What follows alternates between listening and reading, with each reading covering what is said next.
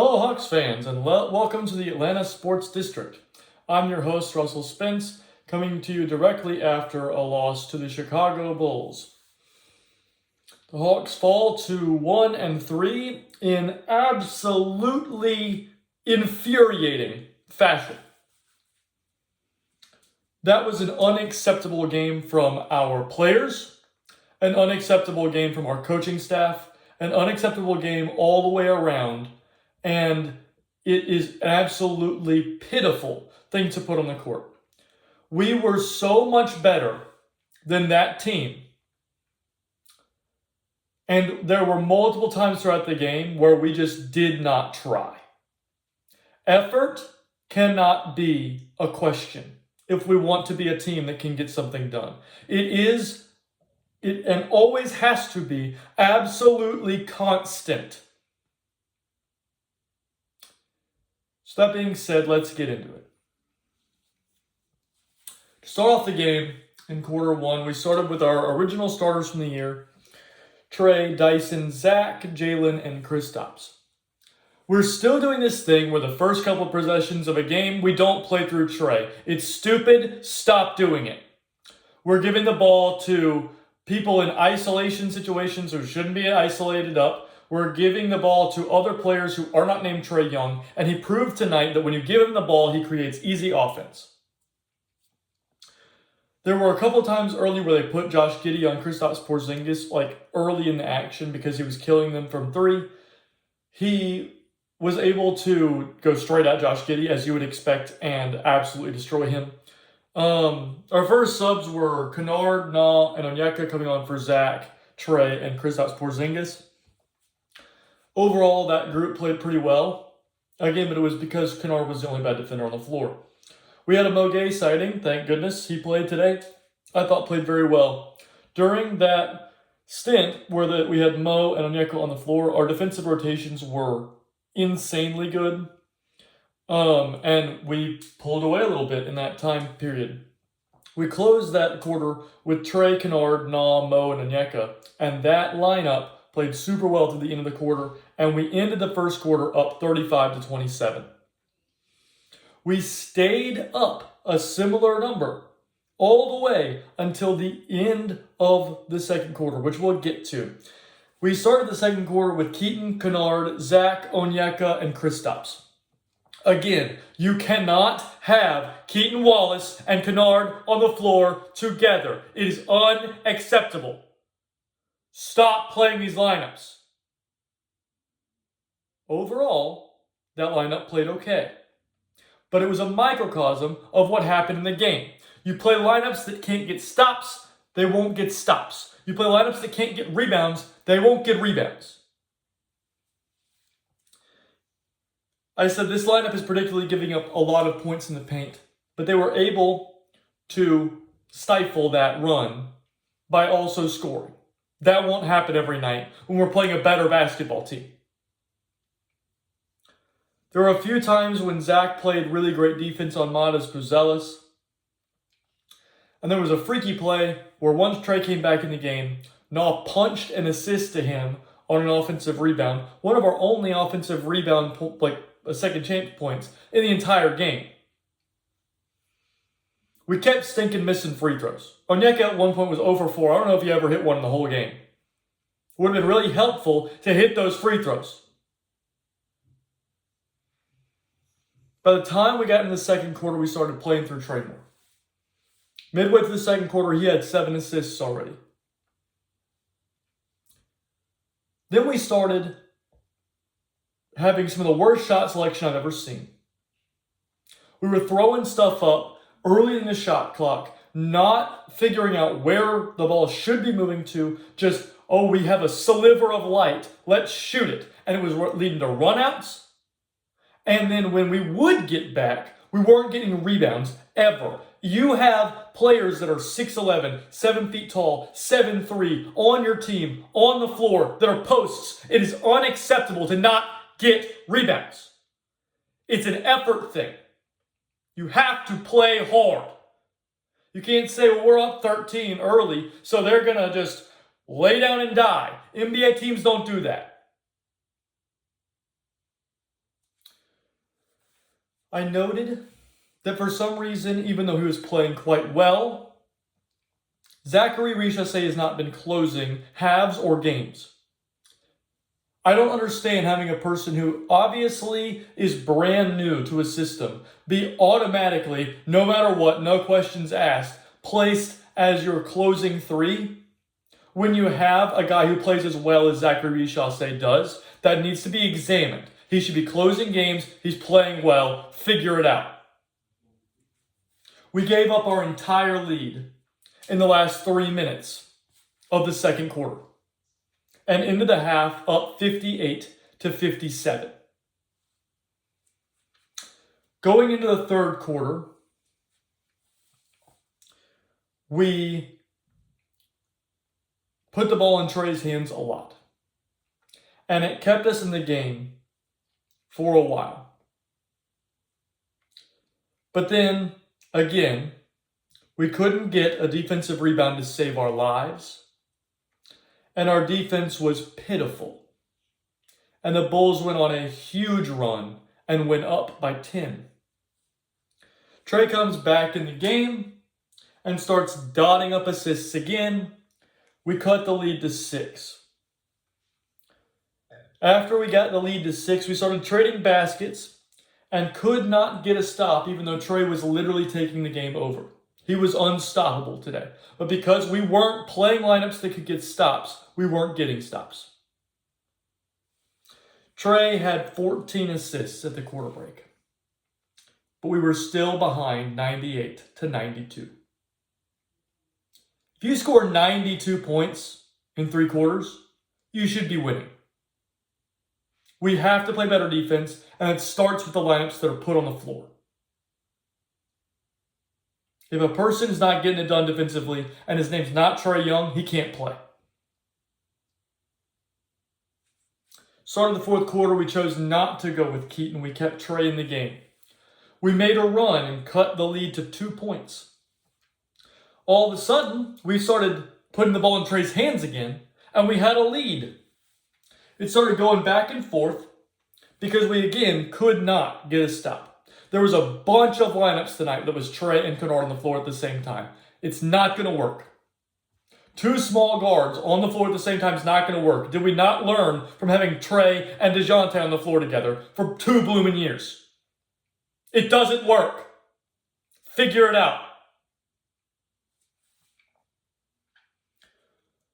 We then start putting better lineups on the floor. And I wrote our lineup versatility that we have on the floor right now in the fourth is huge. It's what's sparked us having a little lead. Onyeka hits a 3 and puts us up 6. 112-106. When we did that, we had Trey on the bench getting a little bit of rest because he played pretty much the entire third quarter and had played the first 3 minutes of the fourth quarter. When we go up 6, they call timeout. When they call timeout, Trey had been resting for the last 3 minutes. We had the opportunity to put Trae Young in the game, to close the game. We don't put him in the game after the timeout. We keep him off the floor, on the bench, for whatever blooming reason. They immediately go on a 7-point run and they're up 1.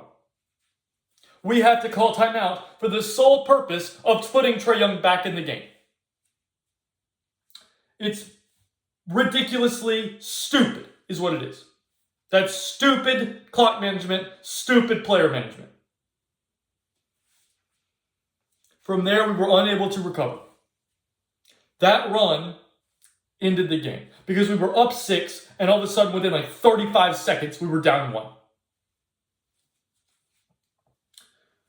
They went on more of a run and were up 6, and we made a 3. Then they gave us a moving screen violation that gave us the ball back. We're down 3 with about 50 seconds left. We get a good look up, and we don't score. We then give them the ball, get a wonderful defensive stop, and as a microcosm of the whole game, Josh Giddey, their point guard, gets an offensive rebound. We don't foul for whatever reason and waste about 10 seconds of game clock. We finally foul. Tre Jones makes both of his free throws and ends the game.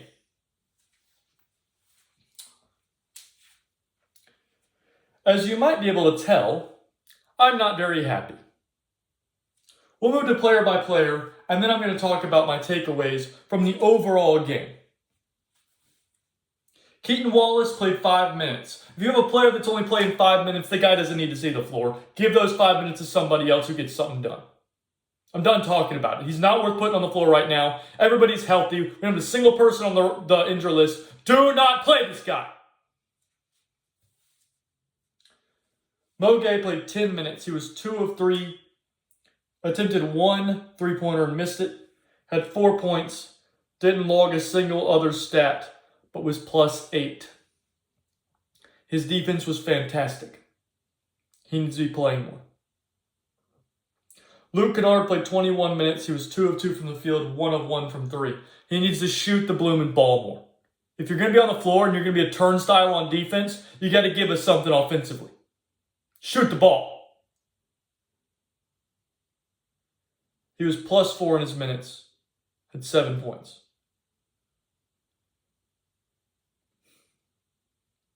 Onyeka was 8 of 11, 2 of 3 from 3, 0 of 4 from the free throw line. Would have been really helpful to have those 4. Had 10 rebounds, 2 assists, a steal, a block. Was +4 and had 18 points. Nickeil Alexander-Walker was 6 of 11 for over 30 minutes. 4 of 6 from 3, 1 of 2 from the free throw line. 3 rebounds, 3 assists, a steal, 17 points, but he was -13.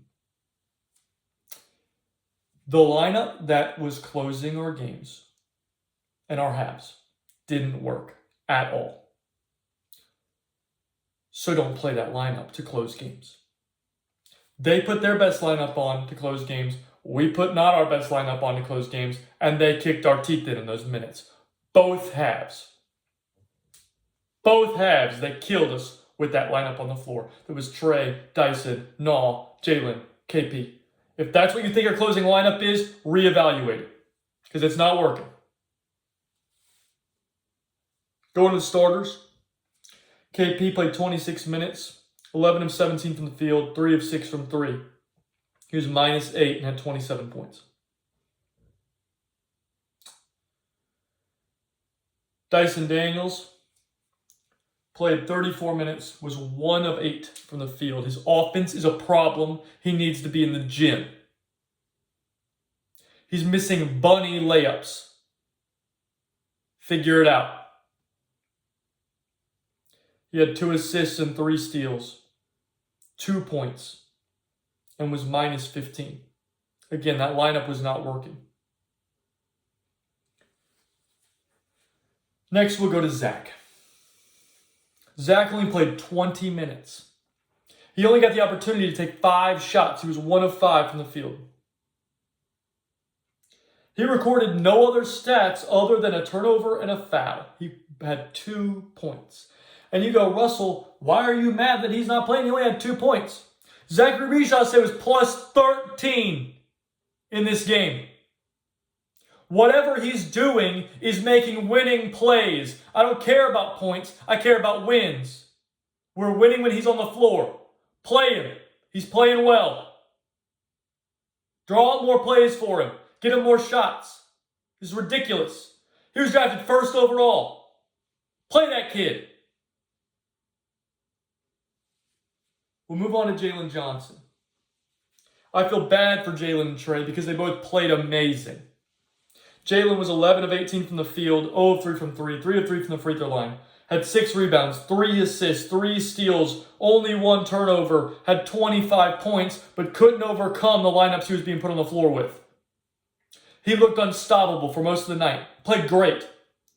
Trae Young, 34 minutes. He was 7 of 22 from the field, but a lot of that was he was 1 of 10 from 3. Sometimes you have bad luck from 3. But he had 3 rebounds, 17 assists, and only 1 turnover.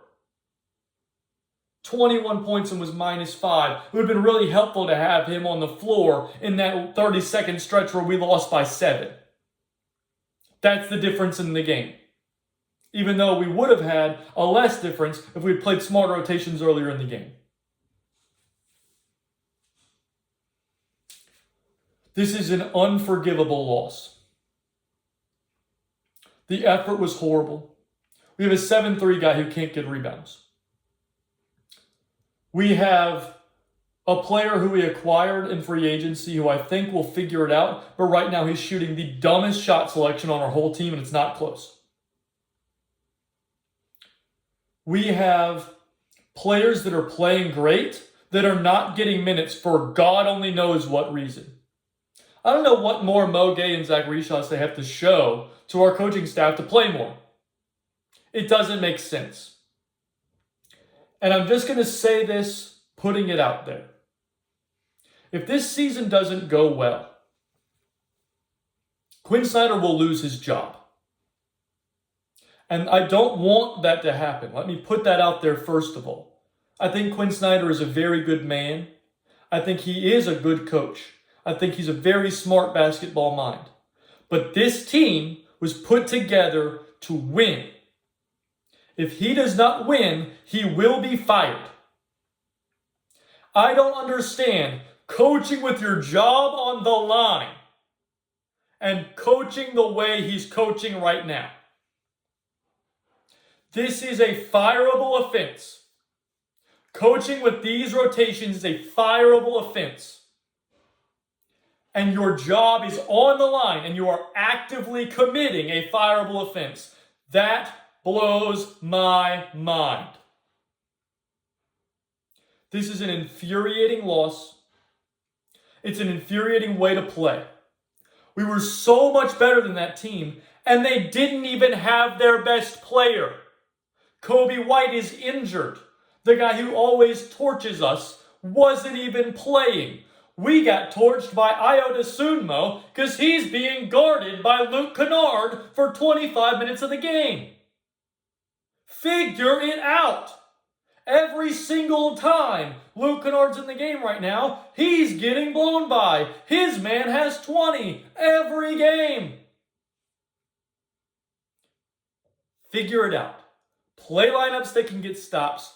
Play through Trae Young. And play smart basketball. And most of all, play the players who play hard.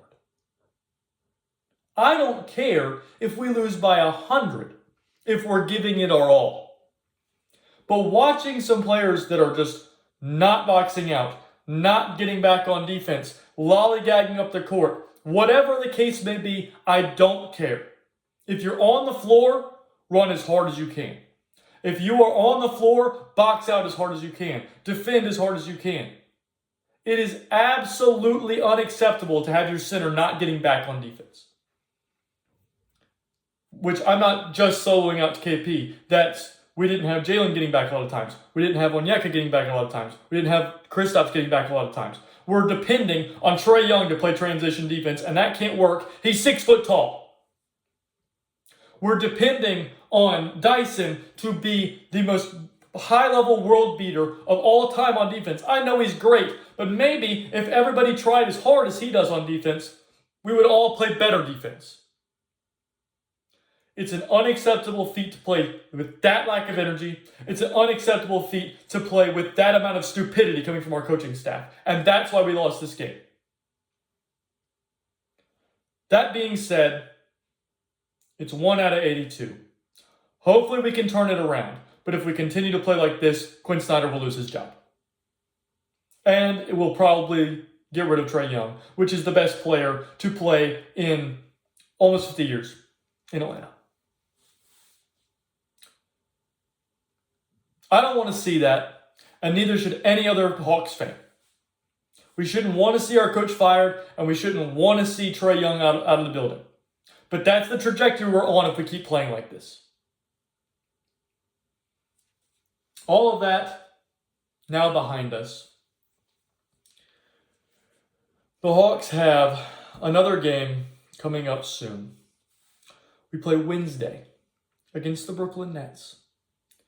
Good God, if we lose to that bunch of misfits, I might break everything in my house. Figure it out, guys. The way we're playing is unacceptable. We made a push to be good this year. We need to be good this year. Especially beating the teams we're supposed to beat. We're significantly more talented than the Chicago Bulls. We significantly showed that early and often. There were moments where it was like this team has no reason to be in the same gym as us, and we lost the game. So, if you want to hear a guy who loves the Hawks and hates the state of them, subscribe, like, comment, do all the YouTube stuff. I'll be back, and though our team seems to not want us to be, or want us to, I hope you have a great day.